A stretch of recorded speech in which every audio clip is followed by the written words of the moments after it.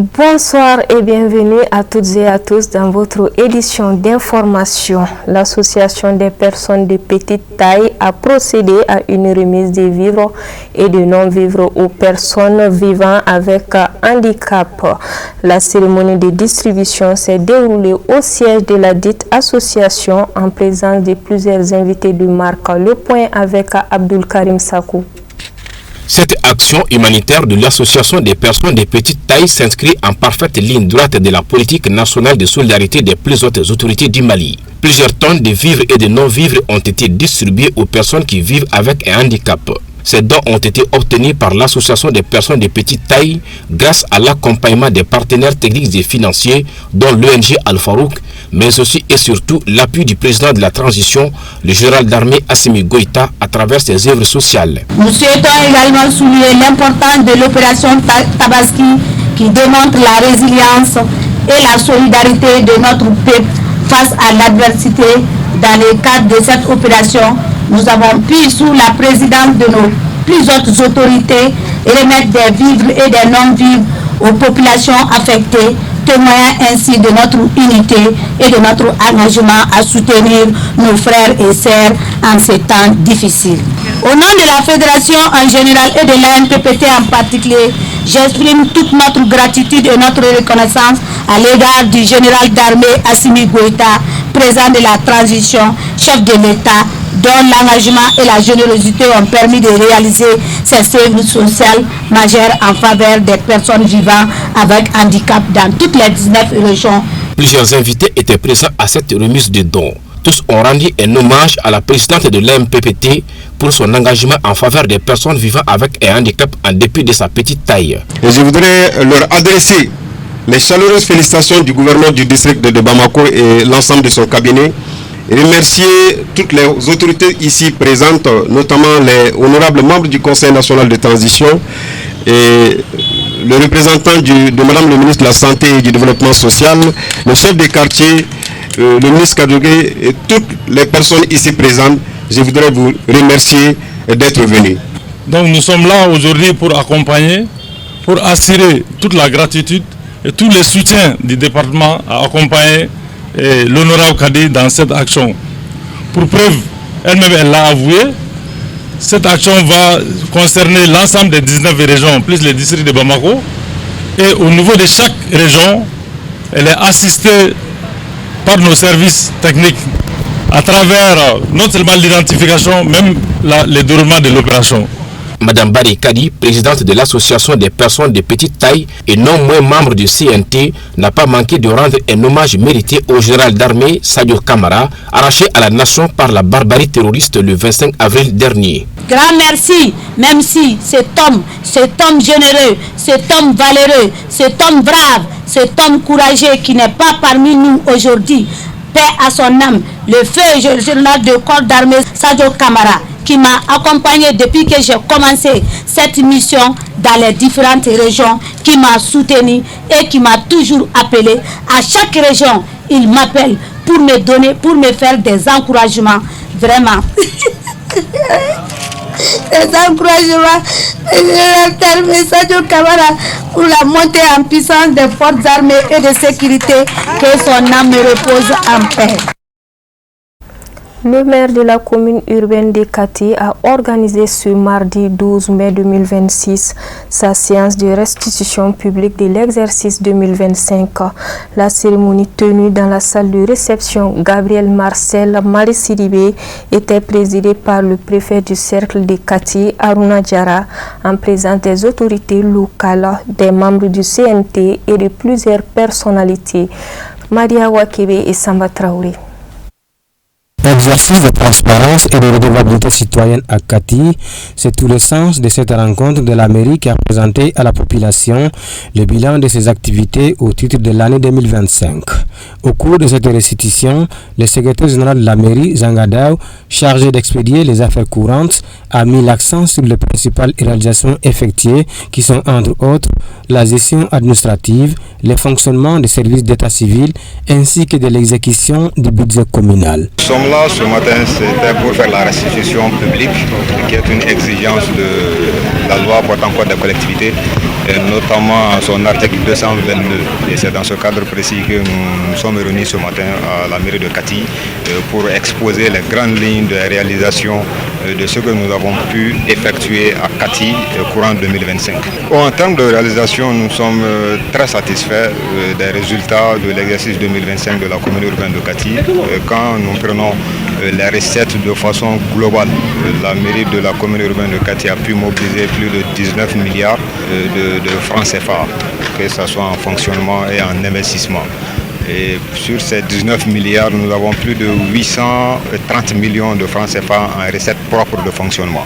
Et ce qui nous donne un résultat de plus de 81,97% de réalisation au niveau des recettes propres. Et contrairement à l'année dernière qui se chiffre à 665 millions de francs CFA. Donc on a une augmentation en recettes propres de plus de 165 millions de francs CFA. Ça c'est vraiment salutaire et je pense que vous venez de suivre tout de suite l'exposé et nous on se réjouit par rapport à ce résultat-là et nous demandons à l'ensemble de la population de la commune urbaine de Kati l'accompagnement et l'appui qui n'ont jamais fait défaut jusqu'à ce qu'on peut terminer cette période d'expédition des affaires courantes. Pour le préfet du cercle de Kati, cette restitution publique constitue une obligation légale pour les collectivités territoriales. Il a salué les résultats obtenus ainsi que les efforts fournis dans la gestion des affaires communales. L'objectif est d'encourager l'agent chargé d'expédier les affaires courantes et son équipe, mais aussi les exhorter à améliorer les indicateurs de bonne gouvernance.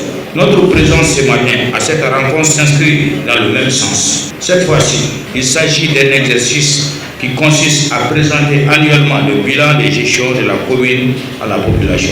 L'administration communale étant parfois perçue par les populations comme un univers éloigné des réalités de leur quotidien, pour comprendre cette administration, les populations ont besoin d'être informées. Ce besoin, s'il n'en est pas satisfait, augmente la suspicion et bloque le paiement des impôts et taxes. La restitution publique pour redevabilité citoyenne est une exigence pour l'autorité communale de rendre compte à sa communauté de la vie de celle-ci, tel que prévu dans le Code des collectivités territoriales en son article 222. Je me réjouis fortement du choix porté sur l'actuel secrétaire général de la commune urbaine de Kati, qui, de sa nomination à la date d'aujourd'hui, a comblé mes attentes. Les différentes actions menées dans le cadre de la réalisation des travaux au profit de la communauté et des résultats obtenus dans le cadre de la gestion financière et administrative de la commune urbaine de Kati prouvent à suffisance qu'il mérite cette nomination pour gérer les affaires courantes de la commune urbaine de Kati. J'invite le secrétaire général avec ses collègues à continuer dans ce sens et à engranger d'autres résultats satisfaisants au bénéfice des populations de la commune urbaine de Kati. Les responsables des différents services municipaux ont également présenté leur bilan respectif pour l'exercice 2025, lequel a été apprécié par les participants. Tout d'abord, je salue le maire, le chargé d'expédier les affaires courantes de la mairie de Kati en la personne de Zanga Daou, qui a bien voulu nous inviter ce matin pour la restitution publique de la mairie de Kati année 2025. Donc c'est une très bonne initiative et nous avons constaté qu'il y a eu beaucoup d'améliorations et grâce au recouvrement qu'ils ont pu faire, il y a eu beaucoup de réalisations dans la commune de Kati, à savoir la construction de certaines classes et l'équipement d'autres. Donc on ne peut que se réjouir et le féliciter. La cérémonie a été marquée par la remise des rôles nominatifs des chefs de quartier aux représentants du coordinateur des chefs de quartier, avant de procéder à la remise des attestations de reconnaissance à certaines personnalités. Auparavant, une minute de silence avait été observée en la mémoire des victimes civiles et militaires des événements du 25 avril 2026. Actualité chérifienne à présent, à l'occasion du 71e anniversaire du guide spirituel des Ansar à Seydi Chérif Ousmane Madani Aïdara, la section Ansardine de Kati a organisé ce mardi 12 mai 2026 une journée de lecture du Saint-Courant couplée à une remise de dons en direction des orphelinats de la ville. La cérémonie s'est déroulée à Kati Farada en présence de nombreux militants, sympathisants et de responsables religieux. Reportage signé Madia Wakebe et Samba Traoré. Dans un contexte marqué par des défis sécuritaires et économiques, la sous-section en sardine de Kati a opté pour une célébration sobre mais empreinte de spiritualité et de solidarité à l'occasion du 71e anniversaire du guide spirituel des Ansar, Cheikh Cherif Ousmane Madan Haïdara. La journée a débuté par une séance de lecture du Saint-Coran à la mosquée de Kati Farada avant de poursuivre la suite par une remise de vêtements et de dons à l'orphelinat chrétien David Eura de Kati. Selon le vice-président de la sous-section en sardine de Kati, cette célébration intervient dans un contexte particulier pour le Mali, d'où le choix des actions caritatives axées sur les prières et l'entraide. On avait prévu beaucoup d'activités cette année. Comparativement à l'état actuel du pays, nous avons annulé certaines activités.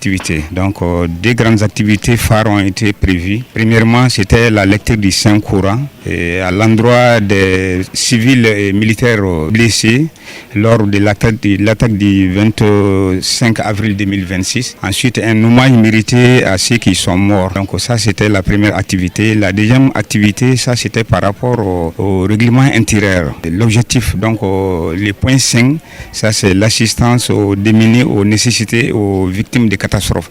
Donc, nous avons choisi l'orphelinat, un centre qui est là à élever les orphelins et orphelines. Donc, nous avons prévu un colis d'habits d'occasion avec une certaine somme pour venir appuyer les personnels d'encadrement dans le cadre du 71e anniversaire de Cherif Ousmane Madan Haïdara, qui a été vraiment quelqu'un qui a servi son pays, qui a servi le monde. Quand Cherif Ousmane Madan Haïdara vit et sa famille, on sait que c'est une assurance pour la paix et le vivre ensemble. Donc j'ai été surtout marqué par les compliments de l'encadreur Joseph du centre orphelinat. Il a dit beaucoup de choses sur Cherif Ousmane Haïdara par rapport à ses bienfaits au Mali et dans le monde. Donc le vivre ensemble là, il s'est vraiment beaucoup accentué sur ça. C'est ce qui m'a beaucoup marqué vraiment. Ça c'est stipulé dans notre règlement intérieur. On nous demande vraiment d'avoir de l'assistance aux démunis, aux nécessités, quels qu'ils soient, chrétiens ou autres. Donc notre assistance là intéresse tout le monde. Donc c'est Cherif Ousmane Madan Haïdara qui nous a appris ça.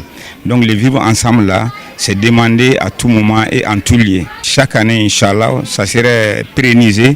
On va penser à ça. Les responsables de l'orphelinat chrétien, David Eura, a salué ces gestes de solidarité posés par les Ansars de Kati. Il a également rendu un hommage appuyé au guide spirituel des Ansars pour son engagement constant en faveur des personnes vulnérables. Tout d'abord, Dieu merci pour la 71e année d'anniversaire de notre papa Haïdara. Prions que Dieu multiplie encore ses jours sur cette terre. C'est une grande joie pour nous de recevoir Arsandine sous-section de Kati au centre David des Rois. Nous les accueillons à bras ouverts. C'est un cadeau qui nous a beaucoup plu. Les enfants sont très contents et surtout c'est des habits. Alors donc nous faisons que dire merci beaucoup pour ce grand geste que vous avez fait pour le centre. Là où nous en sommes aujourd'hui, c'est normal et c'est le souci de tout un chacun de prier notre Seigneur pour que la paix vienne dans cette nation, parce que s'il n'y a pas la paix dans la nation, aucune personne n'est tranquille. Donc notre paix dépend de la paix de cette nation. Donc nous formulons toujours des vœux, des prières pour la nation et aussi que le guide spirituel Haïdara, que Dieu lui donne longue vie. À travers ses actions religieuses et humanitaires, les disciples de Cherif Ousmane Madan Haïdara ont magnifié l'anniversaire de leur guide tout en formulant des prières pour son épanouissement, sa longévité et pour la paix au Mali. Les enfants de l'orphelinat ont également exprimé leur reconnaissance à travers des témoignages et des hommages à l'endroit du guide spirituel des Ansars. La cérémonie a pris fin par des bénédictions et des prières collectives à la mosquée ainsi que dans l'enceinte de l'orphelinat de Kati. Encore joyeux anniversaire à Bamadanide et Bassitan Traoré. Autre actualité, dans le cadre du pèlerinage 2026 en Arabie Saoudite, le groupe Cherif La Voyage a clôturé l'étape de Médine, terre sainte du Saint-Prophète Mohamed, paix et salut sur lui, avec ses pèlerins. La phase du Hajj, 5e pilier de l'islam, a été entamée pour les pèlerins du groupe Cherif La Voyage à travers la Umrah effectuée ce mercredi 13 mai 2026. Suivons ce parcours avec nos envoyés spéciaux depuis l'Arabie Saoudite, Kafoune Bachili et Foussène Keïta. Après un séjour spirituel et touristique riche et varié à Madinatul Munawara, c'est l'aventure de Makka qui démarre avec les pèlerins du groupe Chérif La Voyage pour l'accomplissement du 5e pilier de l'islam. Le Hajj, rituel de la Umrah avant le top départ. Les pèlerins du groupe Chérif La Voyage, tous en uniforme blanc-jaune, sont conduits par les encadreurs pour Zul Ouleifa, où ils effectueront une prière de 2 rakas avant de prêter l'intention de la Umrah.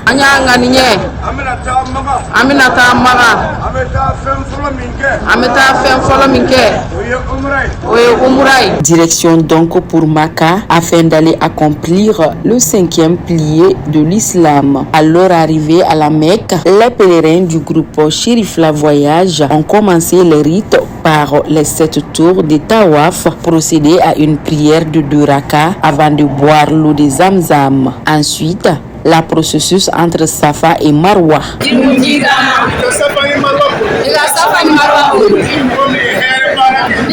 Pour terminer en apothéose, la coupure des chevilles. On avait coupé à la mer, c'était bien, alhamdoulilah, tout ça va bien. Il n'y a pas personne qui est tombé, il n'y a pas personne qui est malade, tout ça va, alhamdoulilah. On va dire que les 2 minutes avaient tendu bien, avec parlé, quand et quand on répète avec eux. Alhamdoulilah, ça va. J'étais très heureuse.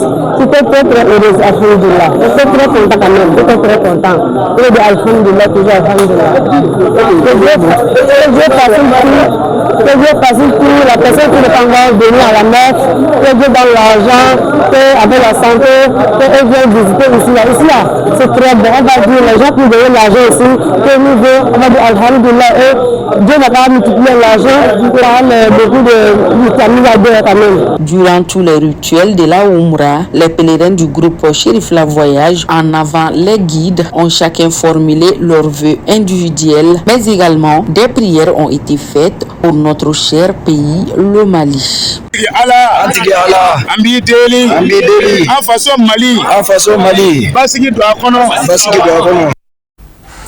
Actualité internationale à présent avec Moussa Fomba.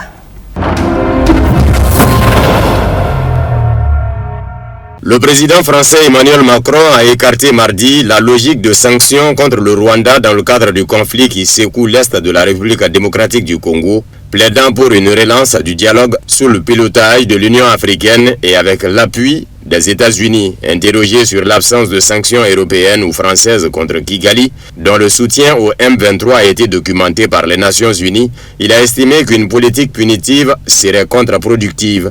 Si aujourd'hui tout le monde se précipite sur les sanctions parce que les Américains l'ont fait et met le Rwanda au banc des accusés, il y a peu de chances qu'on convainque le Rwanda d'avoir une politique coopérative. Moi, je crois plus dans la vertu du dialogue avec les 2 dirigeants principaux. Pour Paris, la résolution du conflit passe par une approche globale fondée sur le respect de la souveraineté et de l'intégrité territoriale de la RDC. Le président français a ainsi tracé plusieurs axes prioritaires, à commencer par le retrait de toutes les forces étrangères présentes sur le sol congolais, en soulignant qu'elles ne se limitent pas aux seules troupes rwandaises. Il a également insisté sur la nécessité de lutter conjointement contre les forces terroristes menaçant la région. Enfin, exigeant une plus grande transparence, Macron a appelé à clarifier la réalité des prédations économiques dans cette zone riche en minerais, véritable facteur central de l'instabilité régionale.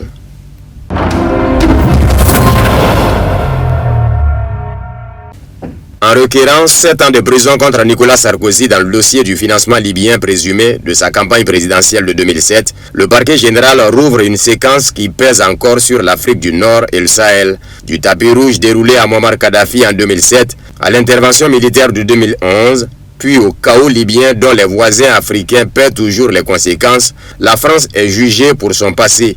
Ce mercredi 13 mai 2026, le parquet général a requis 7 ans de prison, 300 000 € d'amende et 5 ans d'inéligibilité contre Nicolas Sarkozy, jugé en appel dans l'affaire du financement libyen présumé de sa campagne présidentielle de 2007. Du 10 au 15 décembre 2007, 7 mois après l'élection présidentielle française, Muammar Kadhafi est reçu à Paris avec les honneurs, sa tente plantée dans les jardins de l'hôtel Marigny. L'Élysée justifie alors la visite par le retour de la Libye dans le jeu diplomatique international et la défense des intérêts français. Le pouvoir français assume de parler à celui qui fut longtemps présenté comme un paria. 3 ans et demi plus tard, Nicolas Sarkozy devient l'un des principaux visages occidentaux de l'intervention contre le régime libyen. Aujourd'hui, le procès ne juge ni la visite de 2007, ni l'intervention de 2011. Mais il s'inscrit dans cette séquence où diplomatie, intérêts économiques et calculs électoraux se sont visiblement croisés. La défense de Nicolas Sarkozy continue de plaider l'absence de preuves d'un financement effectif de la campagne par l'argent libyen.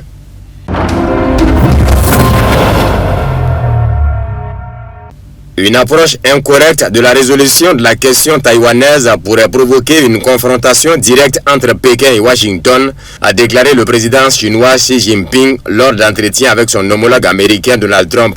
Xi Jinping a ajouté que la poursuite de l'indépendance de l'île et le maintien de la paix dans la région sont incompatibles. Selon lui, la stabilité du détroit de Taïwan est un facteur crucial pour les relations sino-américaines. Ni la Chine ni les États-Unis ne tireront profit de leur confrontation, a déclaré le président chinois Xi Jinping. La confrontation entre nos deux pays entraînera des pertes mutuelles. C'est pourquoi nous devons être partenaires et non rivaux, a-t-il déclaré lors d'une rencontre avec le président américain Donald Trump. Le président américain est en visite en Chine jusqu'au 15 mai. Cette visite vise à aplanir les différends entre les deux pays sur les questions commerciales et de coopération économique, ainsi que sur d'autres sujets clés de l'agenda bilatéral, et à coordonner leurs positions sur les problèmes internationaux, notamment le conflit entre les États-Unis et l'Iran. Les Émirats arabes unis sont essentiellement un deuxième Israël en raison de leur soutien à l'État juif, a déclaré Ali Reza Salami, membre du présidium du Parlement iranien. Les Émirats arabes unis peuvent en substance être considérés comme un deuxième Israël, puisqu'Israël militaire est situé dans les territoires palestiniens occupés, tandis qu'Abu Dhabi est perçu comme la branche économique de l'État juif, a déclaré le ministre iranien, cité par le service de presse du Parlement iranien. Selon Salami, les autorités des Émirats arabes unis manquent de soutien interne et ne défendent plus les intérêts du pays, préférant s'appuyer sur d'autres puissances et s'aligner sur les États-Unis et Israël. De son côté, le ministère des Affaires étrangères des Émirats arabes unis a démenti les informations faisant état d'une récente visite secrète dans le pays du premier ministre israélien Benjamin Netanyahou. Les Émirats arabes unis réaffirment que leurs relations avec Israël sont publiques et menées dans le cadre des accords d'Abraham, reconnus et officiellement déclarés, et ne reposent pas sur des arrangements opaques ou officieux. Par conséquent, toute allégation concernant des visites non annoncées ou des arrangements non divulgués est totalement infondée à moins d'une annonce officielle des autorités compétentes des Émirats arabes unis. Le bureau du premier ministre israélien a déclaré précédemment que lors de la récente campagne militaire contre l'Iran, le premier ministre Benjamin Netanyahou s'était rendu secrètement aux Émirats arabes unis et que cette visite avait conduit à une percée historique dans les relations entre les deux pays.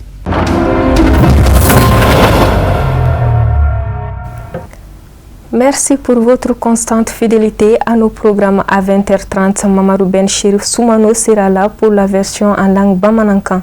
Quant à moi, je vous souhaite de passer une excellente soirée.